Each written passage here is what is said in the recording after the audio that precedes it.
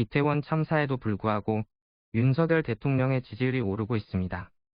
단순히 윤석열 대통령의 위기 상황에서 지지자들이 결집하는 것이라고는 볼 수 없습니다.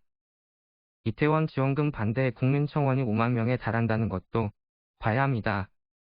이태원 지원금을 반대하는 민심이 민주당에 대한 반감으로 이어지고 윤석열 대통령의 지지율 상승으로 이어졌습니다.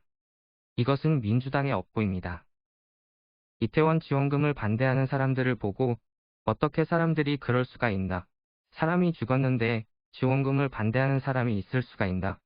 그 사람들은 국가의 책임도 인정하지 않고 그 사람이 불쌍하지도 않나? 라고 말할 수 있습니다. 하지만 그것이 아닙니다.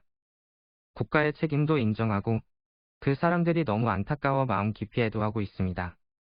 하지만 지원금은 다른 문제라는 것입니다. 거기에 갔던 사람들의 책임도 어느 정도 있기 때문에 무조건적인 지원을 반대하는 것입니다. 이런 분위기는 일부의 분위기가 아니고 많은 사람들의 생각입니다. 이런 말을 하면 비난을 받을까봐 드러내지는 못하지만 기회만 되면 사람들을 이런 의견을 말합니다. 주위 사람들의 이야기를 들어봐도 생각보다 많은 사람들이 이렇게 생각하고 있습니다. 그런데 이상한 것은 보상이나 지원금은 윤석열 대통령이 처음 말했는데 왜 윤석열 대통령을 비난하지 않고 오히려 지지하고 있냐는 것입니다. 그것은 민주당의 지금까지의 행보 때문입니다. 민주당 정권은 지금까지 과할 정도로 지원을 했습니다. 페미니즘, 민식이법, 노조 등을 과할 정도로 챙겼습니다. 물론 사회적 약자인 이들을 사회에서 보호하는 것은 다들 동의합니다. 문제는 어떤 사건에 대해서 감정적인 요구를 하면 그 문제를 자세히 따져보지도 않고 지원했습니다.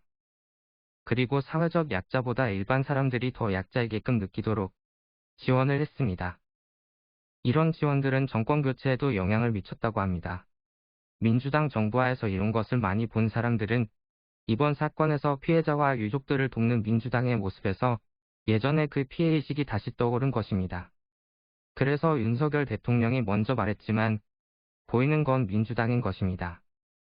만약 민주당이 이전에 그런 감정적이고 역차별적인 행보를 보이지 않았다면 이번 사건에 대해서 그렇게 민감하게 반응하지 않았을 것입니다.